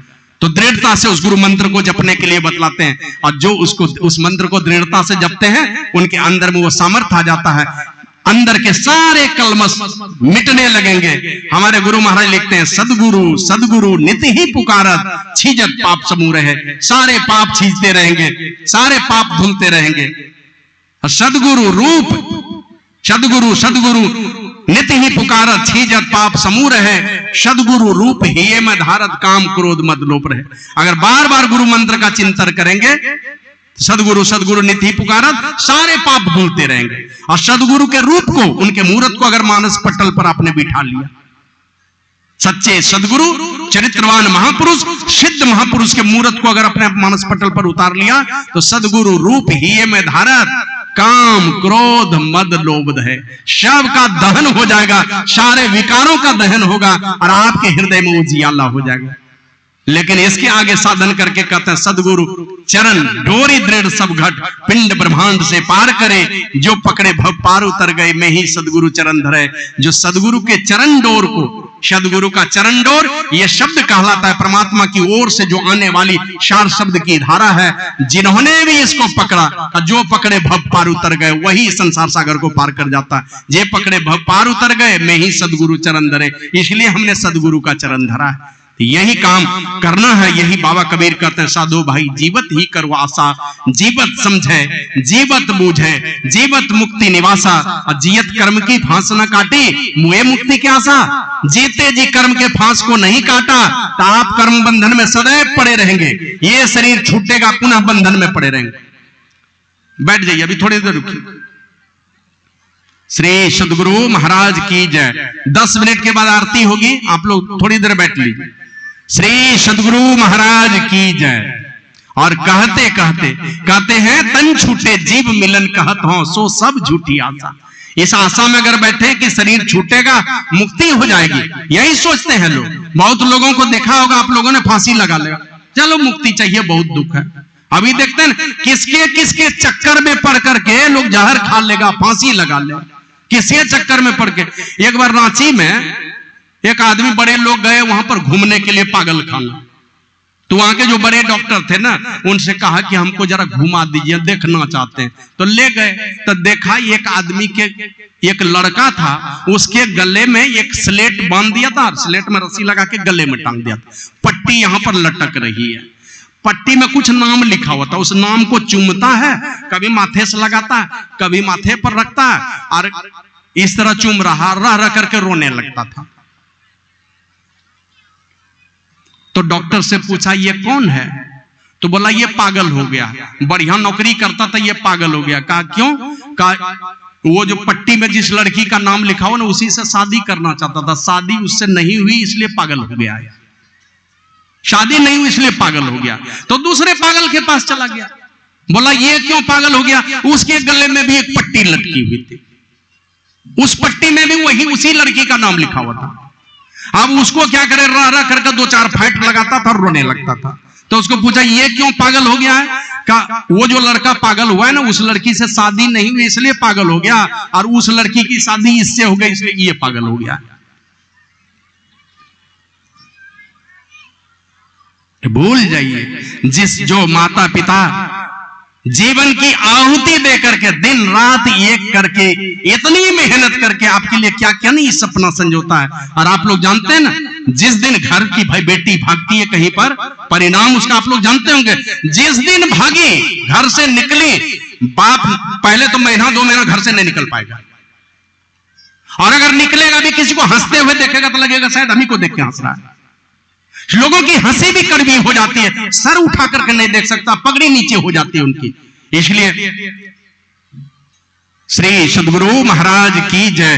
तो इन क्या कहते हैं, इन संसार के इन सारे चीजों से अपने आप को बचा करके महापुरुषों की शरणागति हो करके का उस सदगुरु के चरण डोर को पकड़ना है। लेकिन उस सदगुरु के चरण डोर को, उस शब्द को पकड़ने के लिए बिंदु ध्यान का साधन है, और उस बिंदु ध्यान का साधन करने के लिए मानस जाप और मानस ध्यान की क्रिया है। लेकिन ये मानस जाप और मानस ध्यान भी कब?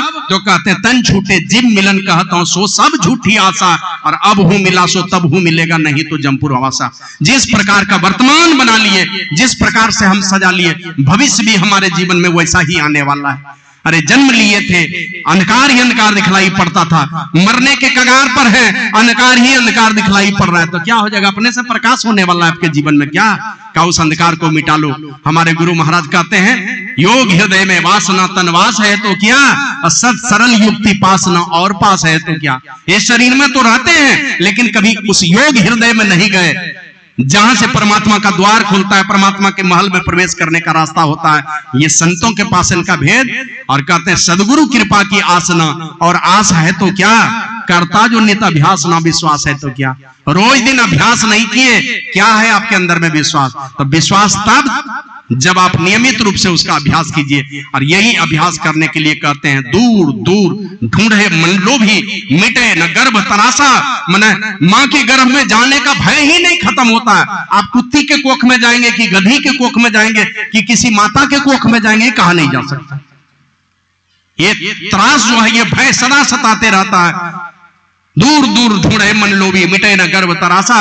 और साध संत की करे न बंदगी, साधु संतों की बंदगी नहीं की, उनके चरण शरण की सेवा नहीं की। बाबा साहेब स्वामी जी महाराज कहते हैं, ना हम कैलों साधु संगतिया, ना सुन लो कछु ज्ञान, ना हम कैलों गुरु के भगतिया। कोनो कहे तो कल्याण हो, उमर बिहान भेले हो रहा। बूझे रही है देह अमर छे, नहीं जीवन अवसान।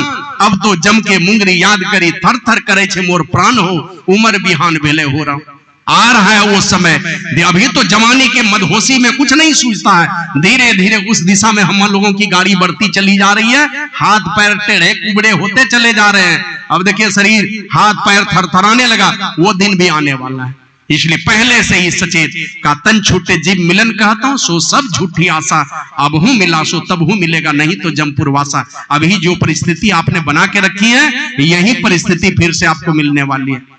इसलिए कहते हैं बाबा कबीर कहते हैं, सत्य गहे, जो सत्संग को गहता है, पकड़ता है, सतपुरुष की संगति में जाता है। सत्य गहे, जो साधु पुरुष की संगति में जाएगा, अर्थात सत्संग में बैठेगा, जो भी बैठेगा तो सदगुरु को चिन्ह है।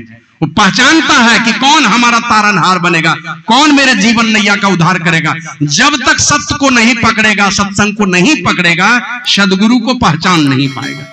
क्लास में बच्चे को भेजते ना, आपका छोटा बच्चा 2-4 दिन 5 दिन जाएगा स्कूल, वहां से लौट के आएगा, पापा ये वाले सर ना, जो हेड सर हैं, बढ़िया नहीं पढ़ाते हैं। ये वाली जो दीदी है ना, मिस है, वो बढ़िया पढ़ाती है। ये पहली कक्षा में पढ़ने वाला आपका छोटा बच्चा, वो हेड सर को भी नेग्लेक्ट कर देता है, और जो छोटी वाली मिस है ना, उसको कहता है ये वाली दीदी बढ़िया पढ़ाती है। पहचान हो जाता है, जब तक स्कूल नहीं जाएगा पहचान नहीं होगा। उसी प्रकार सदगुरु की पहचान है का इस सत्संग में लाभ बहुत है, तुरंत मिलावे गुरु से, वहां सदगुरु की पहचान होती है। जो सत्संग में जाते हैं वो सदगुरु को पहचानते हैं, और सत्य नाम विश्वासा, वो नाम पकड़ा देते हैं सदगुरु, जो सत्य परमात्मा से मिला देता है। उस नाम में आपका विश्वास बढ़ा देगा। किस नाम को जपने से उस सत्य परमात्मा को हम पकड़ पाएंगे, उसमें आपका विश्वास बढ़ जाएगा। और इसीलिए कहे कबीर, साधन हितकारी हम साधन के दासा। कबीर साहब कहते हैं, ये साधु संत लोग बड़े हितकारी हैं, सदैव चुन चुन करके किस तरह से किसके रोग का इलाज होगा, और सारे दुखों से छूट करके परमात्मा में जाके मिलेगा। इस बीमारी का इलाज उन साधु पुरुषों के पास है। इसलिए साधु पुरुष लोग बड़े हितकारी हैं, बड़े कल्याण करने वाले हैं। इसलिए हम साधन के दासा, बाबा कबीर कहते हैं, इसीलिए हम साधु संत का दास बने। और वही कहे ना, तब हम ऐसे अब हम ऐसे यही जन्म का लाहा, जो जल में जल पैस नजदीक से यों ढूरी मिला जुला। और गुरु प्रसाद साधु की संगति, जग जीते जा रहे। हम इस संसार को जीत करके जा रहे हैं। गुरु का प्रसाद लिए, पहले दीक्षा लिए। ये दुनिया का सबसे बड़ा प्रसाद है, ये दुनिया का सबसे बड़ा आशीर्वाद है कि जाकर के पहले नाम दान लीजिए। इससे बड़ा कोई आशीर्वाद नहीं। और ये कुंजी है, कुंजी। मीराबाई ने कहा, खर्चे नहीं कोई चोर न लेवे, दिन दिन बढ़त सवायो, है ना, पायो जी मैंने नाम रतन पायो, और जन्म जन्म की पूंजी पायो। ये जन्म जन्म की पूंजी की कुंजी है जब गुरु महाराज दीक्षा देते हैं। दुनिया का सबसे बड़ा आशीर्वाद है ये। तो गुरु प्रसाद और साधु की संगति, गुरु का प्रसाद लिया, दीक्षा लिया, और साधु संतों के बीच में बैठ बैठ करके उसको सिंचित किया। सिंचित करने के बाद उसमें अंकुर निकलता, भक्ति के बीज में अंकुर निकलता है। वही अंकुरित जो बीज है वो पल्लवित हो जाता, पत्ते आते हैं, और जब पल्लवित होगा तब वो पुष्पित हो जाता, उसी में फूल खिलते हैं, सिद्धि के फूल खिलेंगे, और अंततः मुक्ति की का अंकुरित होगा, पल्लवित होगा, पुष्पित होगा, और अंतिम मुक्ति रूपी फल लग जाएगा उनके जीवन में, मन फलित हो जाएगा उनके जीवन में। तो ये सारे काम ये साधु पुरुष लोग बतलाते हैं, ये साधु पुरुष लोग बड़े ही हितकारी हैं, ऐसे साधु संतों की बातों को सुने, अपने जीवन में उतारें। लेकिन ये सारा काम, इसमें सफलता किसको मिलती है? तो बाबा साहिब स्वामी जी महाराज कहते हैं, भजन करना है तो भाड़ा भरम का प्रथम दूर सिर से हटाना पड़ेगा। इसके लिए संत सदगुरु चरण में अटल प्रीति प्रतीत लाना पड़ेगा। और मद मान मत्सर ये दुर्गुण है जितने, इन्हें कोस लाखों हटाना पड़ेगा। सदाचार जग में अलौकिक सुमन है, हृदय वाटिका को सजाना पड़ेगा। अपने हृदय की बगिया को सदाचार के पुष्प से सजा लीजिए, मन पांचों पापों से बचा लीजिए। आप देखिएगा दुश्मन भी आपकी बड़ाई करने लगेंगे। कल तक आपकी टेढ़ी मेढ़ी चाल थी, और समाज में देखिएगा अगर सच चरित्रवान बन गए, आप देखिएगा समाज में आपका जय जयकार, आपकी प्रतिष्ठा बढ़ने लगेगी, आपकी कीर्ति फैलने लगेगी। नहीं, कल बहुत टेढ़े मेढ़े चाल में चलता था, अब वो नहीं है, अब तो वो बदल चुका। आपके प्रति भावना बदल जाएगी, समाज के लोगों का जो नजरिया है ना, वो नजरिया बदल जाएगा। और जो लोग आपको श्राप देते थे, ईर्ष्या करते थे, उन सब लोगों का श्राप आपके लिए आशीर्वाद बन जाएगा। और श्राप से आपकी अधोगति होगी, और लोगों का जब आशीर्वाद मिलेगा तो वही आशीर्वाद आपके अंदर में और उत्साह जगाएगा, भक्ति की तरफ प्रेरित करके उस दिशा में ले जाएगा, आपकी सदगति हो जाएगी। तो सदाचार के पुष्प से अपने हृदय को सजाना है, जिसके विषय में भगवान बुद्ध कहे थे कि दुनिया के सारी चीजों की खुशबू, चंदन है, तगर है, फुलेल है, इत्र है, सब की खुशबू हवा के अनुकूल दिशा में जाती है, और चरित्र की खुशबू चारों दिशा में, 10 दिशाओं में फैलती है। दुश्मन भी उसकी बड़ाई करते हैं। तो संसार में रहिए, चरित्रवान बन करके रहिए। बेटा है कि बेटी है, माता पिता की बहुत सारी अपेक्षाएं हैं, अपने खानदान को पवित्र बना लीजिए। शंकर भगवान से यही पूछा था माता पार्वती ने, कौन सा खानदान सबसे बढ़िया? तो उन्होंने यही कहा था, सो कुल धन्य। ए पार्वती, वो खानदान धन्य, जगत पूज्य, संसार में पूजनीय खानदान और सुपुनीत, मरम परम पवित्र है वो खानदान। श्री रघुवीर परायण अजहि न रूपज विनीत। जिस खानदान में एक भी बेटा और बेटी नम्र भक्त पैदा हो जाए श्री राम का, वो खानदान दुनिया में धन्य है, दुनिया में पवित्र है, और वो खानदान पूजनीय है। आप विचार कीजिए, आपके माता पिता किस तरह का खानदान चाहते हैं? आप बेटे और बेटियों से मैं निवेदन करता हूं, किस खानदान का बनना चाहते हैं? तो अपने खानदान को अगर पूजनीय बनाना है, राम की शरण में चलिए, परमात्मा की शरण में चलिए, और उनकी भक्ति करने के लिए हमारे गुरु महाराज लिखते हैं, बिन दया संतन की में ही जानना इस राह को। दूसरे जगह लिखते हैं, ईश्वर देव पितर परिजन सो होत न यह उपकार, यह में ही होवत गुरु से ही गुरु की अमित बलिहार। गुरु की बहुत बहुत बलिहारी है। नानक देव जी महाराज कहते हैं, गुरु पूरे की बेअंत बड़ाई, मन अंत नहीं है गुरु की, इतनी बड़ाई है। तो ऐसे गुरु के चरण शरण में रह करके परमात्मा की भक्ति का संकल्प लें, चरित्रवान बन करके रहे, खान पान की शुद्धि रखें, गंदे खान पान से बचा के अपने आप को रखें। एक छोटा सा नमूना कहानी के तौर पर कहकर मैं अपने वाणी को विराम दूंगा। हमारे यहाँ महागामा ब्लॉक में जब मेरी नौकरी थी, मैं बड़ा बहू था, वहां पर एक ग्राम सेवक थे, अभी जीवित हैं, वो नौकरी भी कर रहे हैं, दिनेश पासवान जी। वो महागामा ब्लॉक से निकले और ललमटिया के पहले बीच में एक घनघोर रास्ता है, उसको जिया जोरी कहते हैं। जिया जोरी पहाड़ को पार कर रहे थे, किसी ने उसको गोली मार दी, 3 गोली लगी उनको। आवाज हुई गोली की, तो बगल में मेरा ही एक साथी, मेरे ही अंडर में असिस्टेंट था, वो जूनियर क्लर्क था, मनोज मरंडी, वो आवाज सुन लिया तो दौड़ करके रोड पर आ गया। थोड़ा अंधेरा हो चुका था, दौड़ के जैसे रोड पर आया, रोड पर आने के बाद देखा मोटरसाइकिल वहां पर गिरी हुई है किसी की, नंबर से पहचान लिया कि दिनेश पासवान की गाड़ी है। तो खोजने लगा अगल बगल में, कहां गया दिनेश पासवान, गिरी हुई है गाड़ी। तो 2-3 खेत के बाद में जाके एक अड्डे के पास छिपा हुआ था, और वो बोल रहा है कि मुझे 3 गोली लग गई है, मार दिए बदमाश ने। उसको टांग करके लाया, और ईसीएल से कुछ गाड़ियां आ रही थी, हाथ दे करके गाड़ी को रोका, जो ऊर्जानगर स्टाफ को लेकर के आती है गाड़ी से, उसी गाड़ी में बिठाया, लेके सीधे चले आए महागामा हॉस्पिटल, रेफरल हॉस्पिटल। और दौड़ के जाके हमको कहता मनोज मरंडी, बड़ा बाबू दिनेश पासवान को गोली मार दिया। दौड़ करके हम गए, केडी रजक वीडियो थे, कामदेव रजक, अब तो रिटायर कर गए, वो उनके पास कि सर दिनेश पासवान को गोली मार दिया बदमाश, हॉस्पिटल जा रहे हैं। तो वो भी बैडमिंटन खेल रहे थे, हम दोनों दौड़े दौड़े हॉस्पिटल गए, वहां से रेफर करवाए तो मायागंज हॉस्पिटल गए। वहां एक डॉक्टर थे उस समय ड्यूटी में, जबकि सारे डॉक्टरों का हड़ताल चल रहा था। एक मनोज झा बहुत अच्छे डॉक्टर सर्जन थे, अभी भी हैं वो डॉक्टर, तो वो थे ड्यूटी में। तो वो जो है इलाज किए बढ़िया से, तीनों गोली निकाले, एक यहाँ फेफड़े के पास आकर के गोली रुकी थी, एक शायद गर्दन में, एक कनपट्टी के बगल में, तीनों गोलियों को निकाला। बाद में वहां के जो सिस्टर लोग थे वो आकर के कहती है कि इनके पत्नी को बुला लीजिए, सर्विस बुक वगैरह में जहां जो दस्तखत कराना है करवा लीजिए, इनका ठिकाना नहीं है। हम कहा अच्छा कोई बात नहीं। गुरु महाराज से बार बार प्रार्थना करते रहे और बोला कि ब्लड की आवश्यकता होगी। तो उनके खानदान के 20-25 लोग आए, दिनेश पासवान के खानदान के 20-25 लोग। दुर्भाग्य देखते उसके खानदान के एक भी आदमी के ब्लड का ग्रुप नहीं मिला। अपना जात भाई है, एक का भी ब्लड का ग्रुप नहीं मिला। और किनको हम लोग मैंने दूसरे जाति के ठेकेदार को, कुछ स्टाफ को बुला करके रखे थे, कुछ स्टाफ का और कुछ ठेकेदार लोगों का ब्लड का ग्रुप मिल गया जो दूसरे जाति के लोग थे। तो मैं ये कहना चाहता हूं, वो पासवान दुसाद जाति के कोई मेरे स्टाफ रहे, उनके अपने खानदान का किसी का ब्लड का ग्रुप नहीं मिला। अगर दूसरा ग्रुप वाला ब्लड दे देता तो क्या होता? मर जाता हो, नहीं बचता, पागल होता, मर जाता। तो भाई से भाई के ब्लड का ग्रुप नहीं मिलता है, दूसरे जात के लोगों का ब्लड का ग्रुप मिल गया। और आप चाहते हैं आज भाई से भाई के ब्लड का ग्रुप नहीं मिला, भाई बहन का नहीं मिला, माँ बेटा का नहीं मिला, और आप जानवर का मांस खा करके अपना खून बढ़ाना चाहते हैं। दोनों का एक ग्रुप कैसे हो सकता है? हमारे अंदर में मानवीय गुण है, हमारे अंदर में देवीय गुण है, और पशु के अंदर में पाश्विक गुण है, जानवर वाला गुण है। अपने खून में जो क्या कहते हैं देवीय और मानवीय गुण है, इस गुण वाले खून को क्यों अपवित्र करना चाहते हैं? मत कीजिए अपवित्र।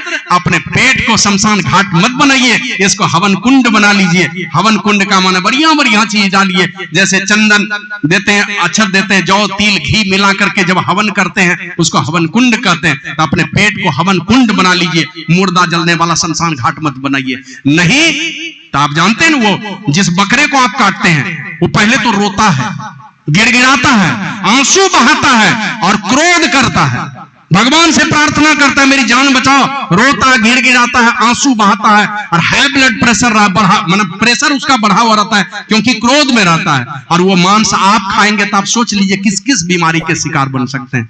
तो अपने इन देवीय गुण वाले खून को जानवरों का मांस खा करके, निकृष्ट चीज खा करके अपने खून को गंदा मत कीजिए, नहीं तो हमारी संस्कृति ये चौपट हो जाएगी, धर्म की ओर से आप चित्त हो जाएंगे और अंततः आपकी दुर्गति ही होने वाली है। बाबा कबीर कहते हैं, कहता हूं कही जात हूं, कहा जो मान हमार, जाका अगर तू काटियो सो फिर काट तो हार। जिसको भी दुख दोगे वो तुमको अंतिम दुख देगा। तो दूसरे को दुख देना छोड़ करके सदैव जन कल्याण का भाव रखिए। और आप लोगों से एक निवेदन यही कि बेटा हो कि बेटी दोनों चरित्रवान बनकर के रखिए। माँ के दूध को मत लजाइए, पिता की पगड़ी को कभी मत गिरने दीजिए। और शायद गरुड़ पुराण में ऐसा लिखा, मैंने पढ़ा है कि जब शेर चलता है जंगल में तो दूसरे जानवर के द्वारा मारे गए जीव को नजर उठा करके भी नहीं देखता, क्योंकि उसको लगता है कि मैं शेर हूं, शेर जंगल का राजा हूं। उसी प्रकार जिसको अपने खानदान की चिंता है, माता पिता की चिंता है, अपने पूर्वजों और पितरों की चिंता है, कभी भी उनकी प्रतिष्ठा को नहीं गिरने देता है। तो अधर्म का रास्ता मत पकड़िए, धर्म के रास्ते पर चलिए। और माता बहनों से एक निवेदन है, सुहाग के बहुत सारे निशान हैं, माताओं बहनों को पता है सुहाग के कौन कौन निशान हैं। उन निशानों को भी मिटाना चाहती है माताएं बहन। देखेंगे सिंदूर पहनेगी, बाल से ढक लेगी, लोग जाने की ब्याह नहीं हुआ। तो सुहाग के निशान को मत छिपाइए, नहीं तो पौराणिक कथाएं हैं कि अगर ऐसा करेंगे तो आपके पति और आपके बेटे की आयु छीन हो जाएगी। सुहाग के निशान को कभी भी मैंने हमारी संस्कृति ने जो भी दिया है, हमारे पूर्वजों ने दिया है, उनको सदैव बरकरार रखिए। घर में जो बड़े बूढ़े हैं इन सारे लोगों का सम्मान कीजिए, माता पिता को सबसे ऊंचा स्थान दीजिए, पति की सेवा करें, खूब करें, मैंने पतिव्रत धर्म का पालन करें, लेकिन दोनों कंधों पर माता पिता को सवार करके रखें, उनका भी आशीर्वाद अपने साथ में रखें। तो समाज में अगर अपने पति को मानती हैं और थोड़ा स्थान सास ससुर को देंगे ना, तो समाज के लोग आपका आदर करने लगे, आपकी बड़ाई करने लगेंगे। तो इन सारे चीजों को सुनना है, समझना है, अपने जीवन में उतारना है।